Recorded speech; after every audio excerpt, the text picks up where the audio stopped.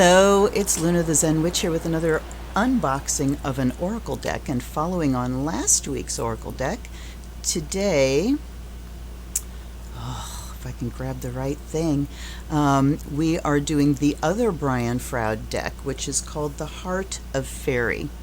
And this one is Brian and Wendy Froud, which the last one is Brian Froud, and the text is by Jessica Macbeth. So we have Brian's wife doing the text on this one. It says, "How the Wisdom of Faerie Transforms Life and Relationships," and the creator of the best-selling Fairies Oracle, the Heart of Faerie Oracle.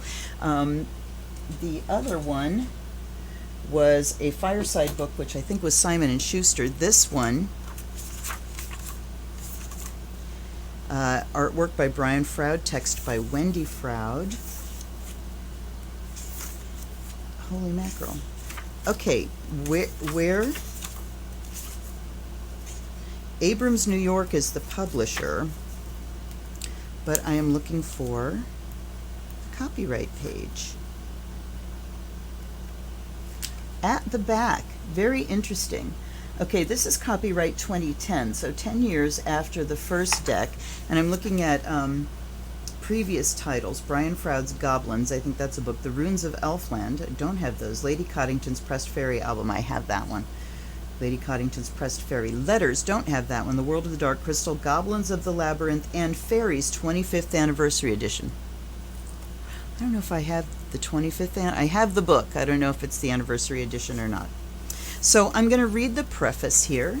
At the edge of our world, at the edge of the other world, the beautiful and mysterious fairies stand, watching and waiting to greet us, inviting us to journey with them as our guides while we walk the infinite paths of Faerie.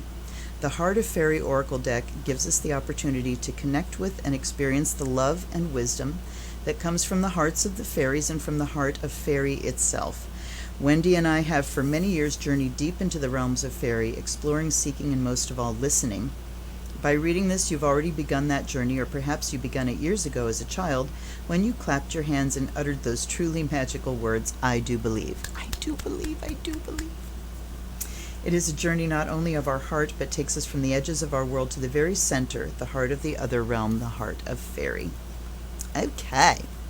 I have this in the same kind of bag as I have my other Fairies Oracle in. This was a bag that I made. Don't remember how this was boxed. Obviously boxed in such a way that the box was very disposable. Okay, now, do I have them in order is the heckin' question here. Yes, I do. Okay, but there are several cards that are not named in the book. Let's see here. Let's see who the tricksters are. But see, they are still numbered. I'm looking to see what there are unnamed cards here. The end is the beginning. That's a spread. An interview with them. The returning. Okay, so I don't think they mention these extra cards anywhere. But here are cards that are not numbered and are not named. You see all the little mushroom faces? And then we have, oops.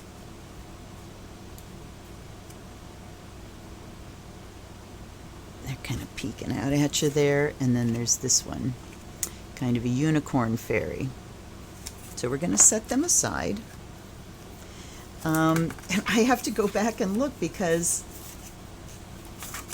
all right, there's another introduction, how to use the cards. And then we have about the cards, the Fairy Queens. Okay, so we are in several groups here. We have the Fairy Queens, the Queen's Consorts, the Archetypes, Sprites, the Ladies, Tricksters, and the Journey. So here we start with the Queens. The Queen of the Golden Bough, with her antlered crown. The Queen of Bedlam. So you know where the word Bedlam comes from. There was an asylum in London called Bethlehem, and they kind of shortened it to Bedlam. So it was for the insane. There's the Queen of Bedlam. So much going on in each of these. You see like chess pieces, and there's a rabbit. Is that the white rabbit? And there's a unicorn in knight's armor. And this young maiden, and then the queen with her golden orb. So much going on. The Queen of the Night. I'll be honest, it's been a hell of a long time since I've looked at this deck. The Queen of the Day. I never found it to be as on the money and alive as the Froud's Fairies, which was a gift deck. This one I bought on my own. So that might tell you right there.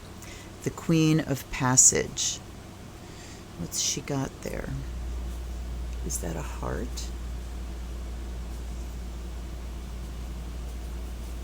And then it popped into focus. It's a pomegranate with a crescent moon on it. And a hawk flying at night. Look at the... Just, I mean, his artwork is stunning, as usual. The Queen of Owls. The Queen of Hearth and Home. Look at her peeking out there. Come on, you can frickin' do it. There we go. The Queen of Shadows. I'm liking her already. The Queen of Laughter. Look at that face. That is truly a look of joy. Now we have the Queen Consorts, the Captive Man. Oh, so is this Tamlin. Tamlin, let's see if he's mentioned, shall we? Queen of the Day, the Queen of Owls, the Queen of Shadows, the Queen Consorts. The fairies can appear and disappear. They can hide, you cannot. The fairies can shapeshift and become something else. You can only become more yourself. But then, that is why you are here. Okay, the Captive Man. Just looking for the name Tamlin. Nope, I guess we don't go into that kind of mythology here. Release from captivity. Okay. The Prince of Shadows. Danger, addiction, irresistible urge. The Prince of Light. New beginnings. I'm going to contrast him with the Queen of Day. Queen of the Day. She is grace, beauty, and blessing. He is new beginnings as the Prince of Light. The Seeker. The Speaker of Truth. Oh, yeah. Oh, you know this guy's has some sassy things to say. Oh, my God. Look at that face. Well, it's only true, he's saying. The Shapeshifter. Oh, look at that. Look, just looky. The Elven Knight. Where is he? Where is he, darling? Oh, that's him. Okay, so he's just really kind of... So now you see how they hide. Yeah. The Messenger. Okay, let's see if we are in a different category. Nope, we're still in the Consorts.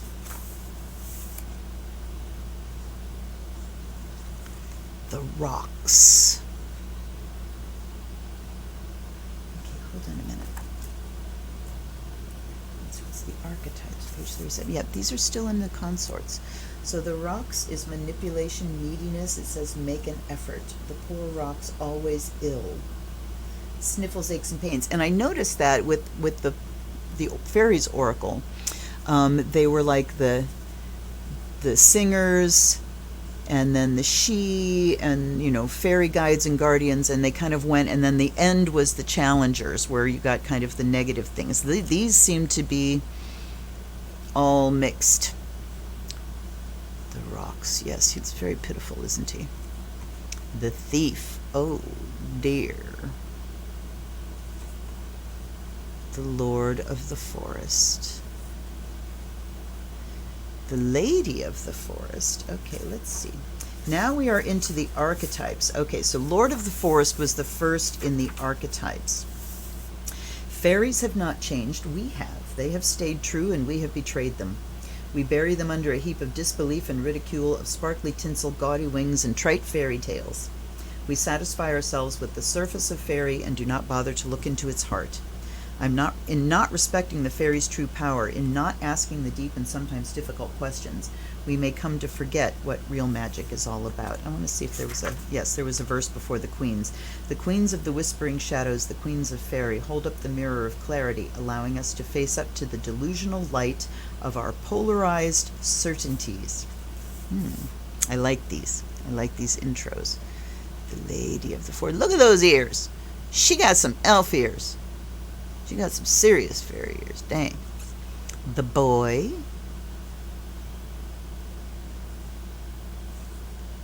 Look at his leaves. Look at his coat of leaves.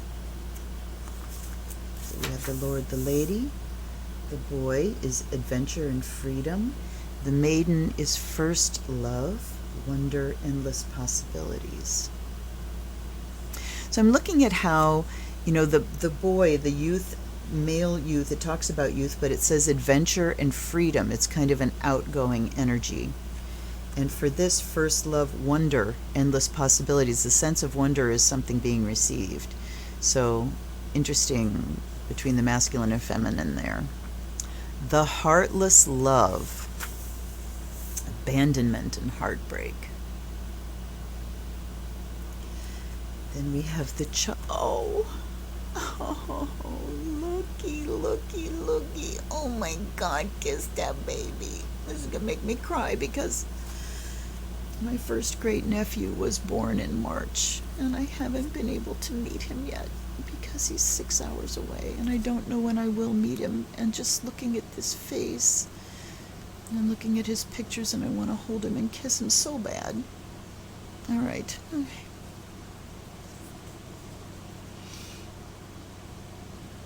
The hero. Liking the hair, that's for sure. The crone. It says, look again, wise woman. The sorcerer is interesting help, true magic and consequences. The magician. Fairy glamour, responsibility, and illusion. Look at the hair. Thank you for putting long hair on the fairies, Brian, because God, do they not go to the barber. Then we have the green man. Oh, look at him. The green man is irresistible life force, virility, and awe. So it's that force, you know what I'm talking about, Mars. Then we have the green woman, which is about subtlety, beauty, and fruition.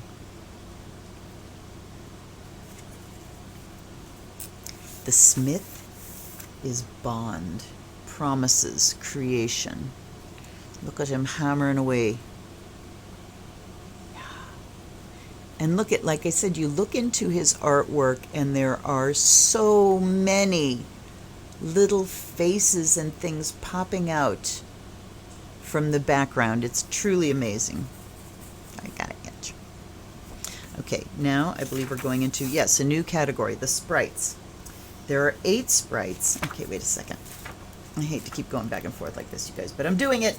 The fairy queens are important and powerful images running through the book and through fairy itself as beings to be listened to and reckoned with at all times. Their advice can be loving, but it can occasionally be harsh. But they are always empowering figures, so I begin with the queens. There are 9 queens, 9 different aspects of the powerful feminine that rule here. And then the queen's consorts are the balancing male energies that complement the queens. There are 9 consorts, each of whom is a different aspect of male-female relationships. And by this I mean male-female energy, not necessarily gender. The consorts aid, abet, or stymie the energy of the queens, depending on their placement in a reading. They assume additional importance when seen alone and not in conjunction with a queen. Interesting. So they are modifiers of the queen's energy. The archetypes.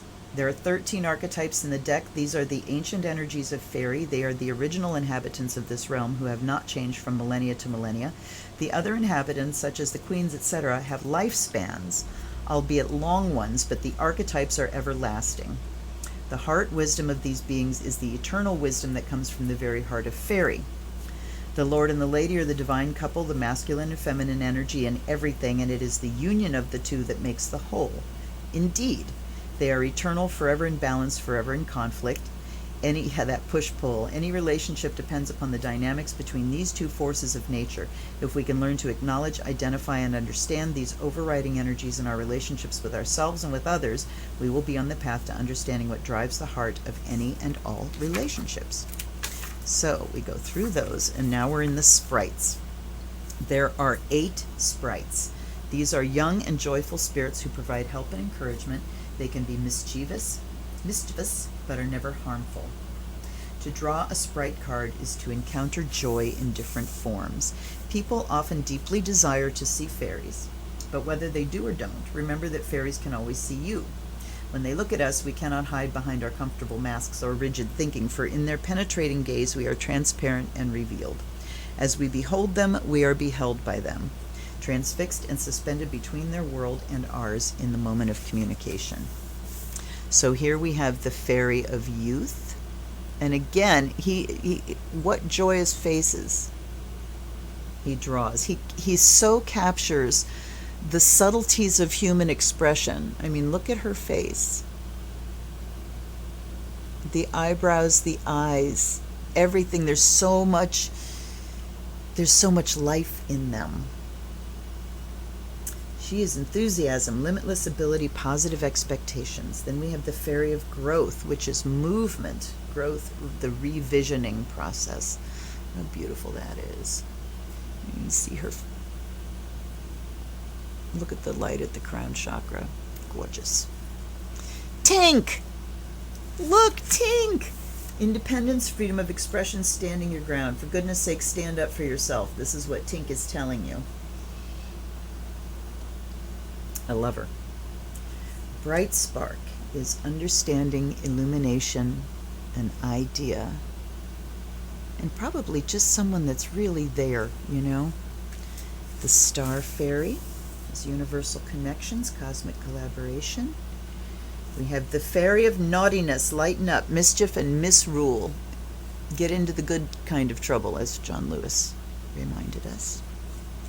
Then we have the Pan, joyous flight, courage, the big thing. Now, some, particularly pagans, would talk about a different kind of Pan. So we had Tink, and now we have the Pan as in Peter Pan, because this is a youth. This is not the mature satyr Pan, which would be totally about sexuality and libido. But he is about courage and the big thing that you want to follow. Then we have the Fixer. Ooh, whitewashing, self-deception, best intentions, which pave that highway to hell. What do we have?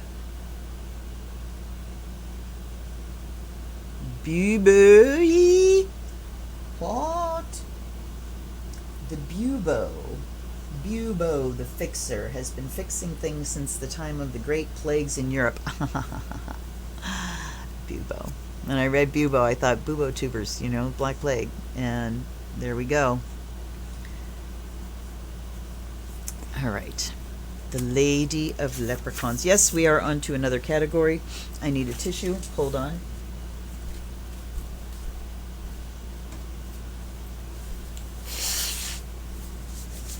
Hi, sorry, didn't want to sneeze in your face.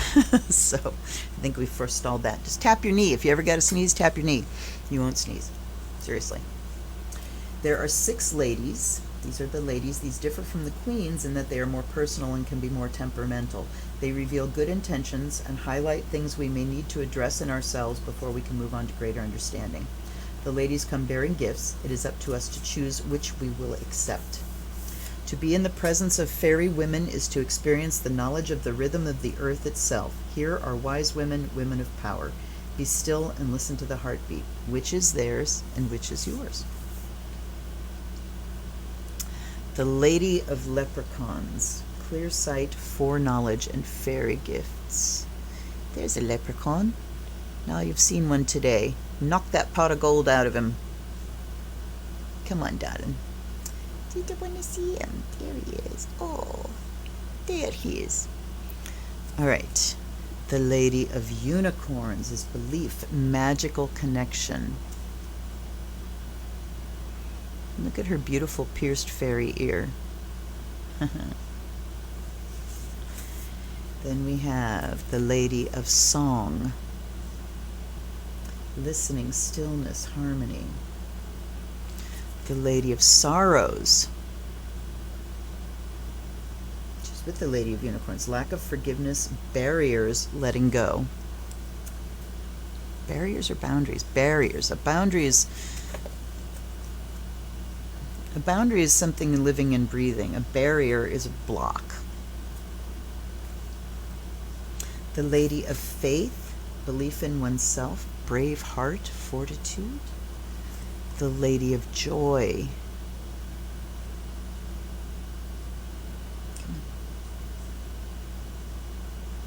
There she is, joy in the moment, sharing, true gift. And now we have the tricksters. There are 7 tricksters. These are just what the title says. They have wisdom to impart, but it's going to come in an unexpected form, and you may not like it. On the other hand, sometimes they are just what you need to resolve a situation or answer a tricky question. It is wise to be foolish in the land of Faerie. Faerie is a topsy-turvy world, full of mirror reversals and paradoxes. Fairies delight in disguise, cloaking themselves, often hiding their true natures beneath veils of semblance and masks of shadows. The Juggler. Scattered attention, reassessment, priorities, the big behind. New perspective, knowing your options, survival. Maybe it's the big butt. Everybody has a big butt. Prick up your ears. Jumping to conclusions, listening with clarity, appropriate meaning. Oh no! Oh no is just one of those days, obstructions and the unexpected. So I guess these are just accidents that happen and shit. The Hidden One, awareness, attention, self-absorption. In two minds, internal dialogue, decision, action. Interesting, look at how those two, like the two halves, pressed together face to face, make a whole. Look at there's one. And there's one. Oop. And then the two make a whole face. Fascinating stuff. I love the way he plays with images. And here we go, paradox. Okay, so you see that face? And now you have this face. Brian Froud is a master of this. Absolute master. The paradox, and it looks like we're to the last section here, which is the journey. There are 16 journey cards. Taken in order, they do indeed take the reader on a journey into the heart of Faerie. Pardon me.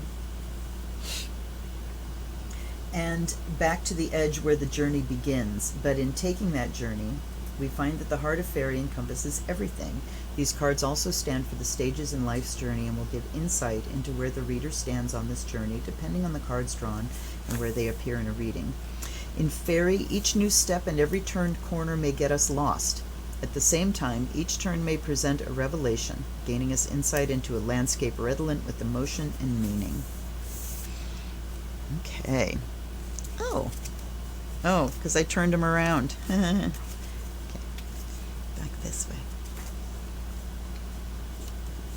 The blessing. Blessings of the day. The blessing of a new day. The leaving. What are you going to do with this day? Moving forward. Order. Directions. The remembrance, lessons learned, important memories. The challenge, self-criticism, obstruction, go for it. The joy of the future, fearful anticipation, optimism. The now, interesting how it's fearful anticipation when it's the joy of the future. So, yeah, interesting. And I know those don't quite jive for me. The shadow of the past, past love, letting go, resolution. The song, attentive awareness, hidden energy, listen with your heart. The question, intention, dialogue, answers. Boy, what do you see there? Do you see the labyrinth? I do. Wow. The temptation, enticement, wise choices, safety. The hope, light in the dark, faith and comfort. The dreaming. She's from the front of the book, I do believe. No? She looks familiar. I think that's why she looks familiar. There's the Faerie's Oracle book. Okay. But she's different. The dreaming, creative thoughts, imagination, permission to dream. The gift, wisdom, gracious acceptance, recognition. And the last one is the returning, profound change, new perspective, and understanding. Gorgeous, gorgeous, glorious deck. And like I said, they do not even mention these. They're just, you know, I think I'm going to have to put this in the bathroom and do my slow reading with it, because one would think that they're mentioned somewhere. Because, you know, talking about, yeah, I'm scanning, I'm not going to see here. Sometimes you may feel like stopping. Third layouts. Okay, so they're talking about layouts there. I'm not going to go through that. Sure, we're putting them in the deck. They're part of the deck. These are like blank cards. So this is where you get to touch in with your actual intuition. All right, I'm going to knock their heads together, which they do quite readily. Let's do 3 riffle shuffles. What I am focusing on now is what's going on right now. The fact that we have stormtroopers being deployed to American citizens against Americans, to American cities against American citizens. It's happening, folks. It's true. We're in it. Fucking stormtroopers. All right. Now let's do a cut shuffle. 3 times. If anybody wants to fly out, fly out. If you don't, I will take 3 off the top. Okay, here we go.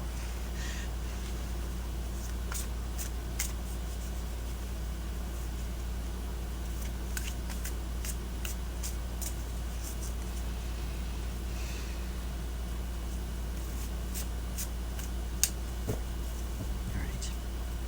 No jumpers today. The Thief, the Lady of Sorrows, and the Sorcerer. Well, we certainly got them from different places in the deck, so they were well shuffled.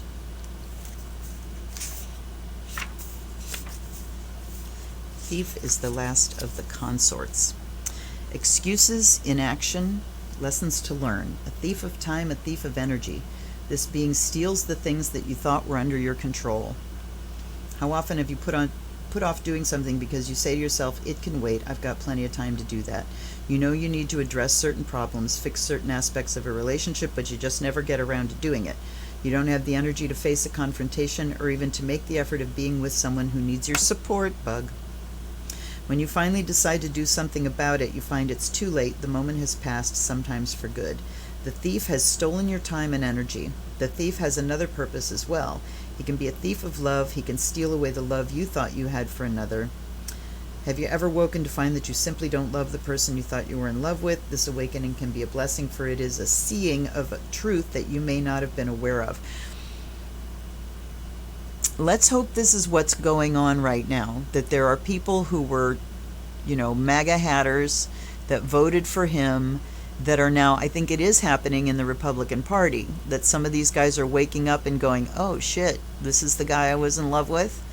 I guess I better look to my own political career and distance myself. So hopefully that's what this is talking about, is voters and followers in the GOP waking up and going, okay, this is going to destroy me. This man is stealing my career. Because they can't think in any other way. The GOP cannot think in terms of what's best for my people, because they don't have that. They're all rotten. So it's just waking up and going, oh, he's stealing from me. That's what's going to wake him up. Puts a relationship in perspective and helps you clarify your feelings. It can be painful, but also liberating. That is your choice.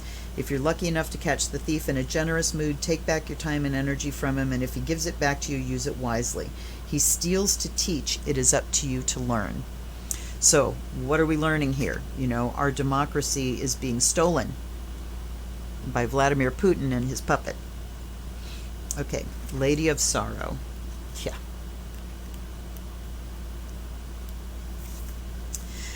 This is a lady who visits us all from time to time. She is a hoarder of hurts and slights, a connoisseur of sorrow. She has built a wall around her heart with the collected wrongs that have been done to her. There are so many, hurt upon hurt, slight upon slight. Her wall grows taller and broader by the day, and she tends it carefully, making sure that there are no gaps between the sorrows that might let light in. Pity her. She has never learned to let things go. Miser that she is, she can't bear the thought of forgiveness when she knows that she's in the right. Does she sound familiar? If she turns up in a reading, examine what old hurts and sorrows you're holding on to. Even if you can only identify one, take that one hurt out of the wall you've been building and let a little light back into your heart. To feed on hurts and sorrows is to live, perhaps, but never to thrive.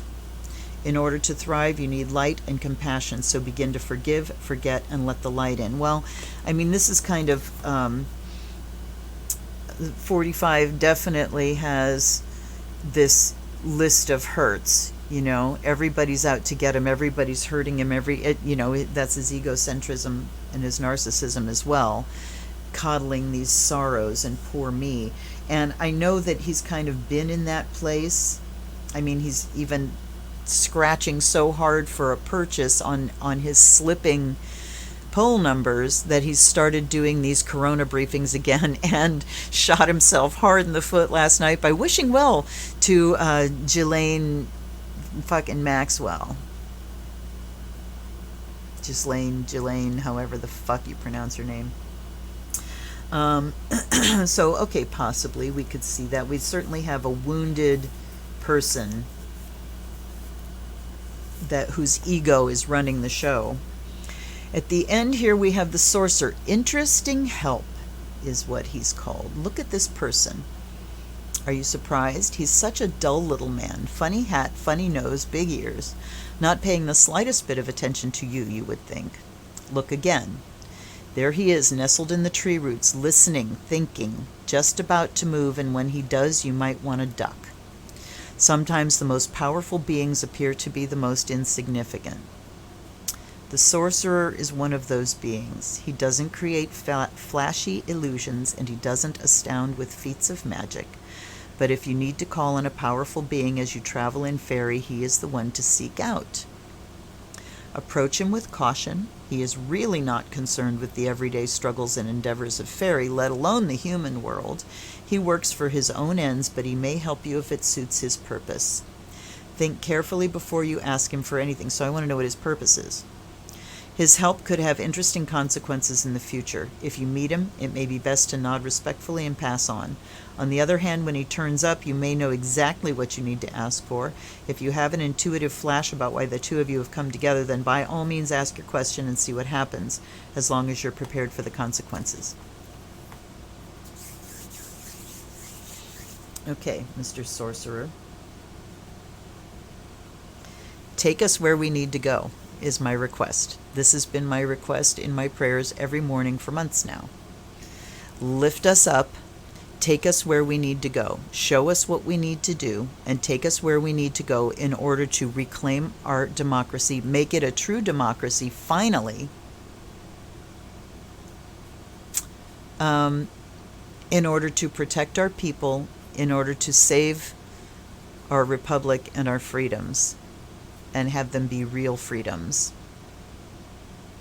So, ducking and covering, I mean, we're already in it. It's kind of like, if you've dislocated a joint, which I have. I dislocated my baby toe and it almost made me vomit. It hurts so damn bad. It hurts so much worse than having a baby at home that I can't even tell you. And the pain was blinding. And then when I got it put back in place, it's like, oh, well, I don't want to know. And of course it was all numbed out and everything, but I'm sure the final thing was painful, and then the pain goes away. It's like having a bad tooth. You're suffering, getting it pulled is but then the pain goes away.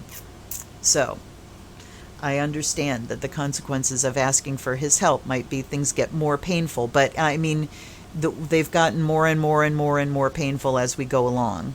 So I say that we're in a place now of just fucking bring it. Bring it and make sure it gets brought before November, so that we can do away with these evil fucking bastards that are running things. Okay. So Lady of Sorrow is also saying time not to dwell on the shit that we're all going through. We're all going through it. And I'm here to validate that and support you for that. Yes, we're in it. We are going through the worst times ever in this country. I mean, maybe not, but it's all a matter of perspective. It's happening to us, so I know it's bad. And we've never had a fucking dictator. I almost said on the throne. We've never had a dictator in the Oval Office before. And we have one now. So I'm going to hazard a guess that these are the worst of times, because I mean, we've had a pandemic before, and then the stock market crashed 10 years later. It's all happening at the same time now. We don't have a Great Depression yet. Okay, everybody. So time not to dwell on your sorrows. Yes, our democracy has been stolen from us. I'm just going to go straight with this now. Time to dwell on where our power still lies. Where does our power still lie? Time to ask for help. Ask for help from the sorcerer. Ask him to jump. There was an article, if you haven't seen the articles about Naked Athena in Portland, first of all, I love that she is called Naked Athena, that somebody named her that. It's the best ever. And the reason those guards left, even though they shot tear gas at her and all that shit, the reason they left is because she was fearless. She was nakedly fearless, and they couldn't handle it. They are used to power, and that was a kind of power that they hadn't encountered before, and all they could do was leave. Lysistrata would be damn proud. So, folks, that's it. There's the Heart of Faerie. I hope you enjoyed that. Going to do some more readings with this, like right fucking now. And maybe next week this will be the oracle that I use for Wednesday night readings. So, like and subscribe if you haven't already. If you feel like shooting me a donation, I really appreciate it. I will buy more decks. And I will see you again on Monday for a tarot unboxing. Until then, please be safe. Wear your mask. Wash your hands. Black Lives Matter. Indigenous Lives Matter. You matter. This is the Zen Witch. Blessed be.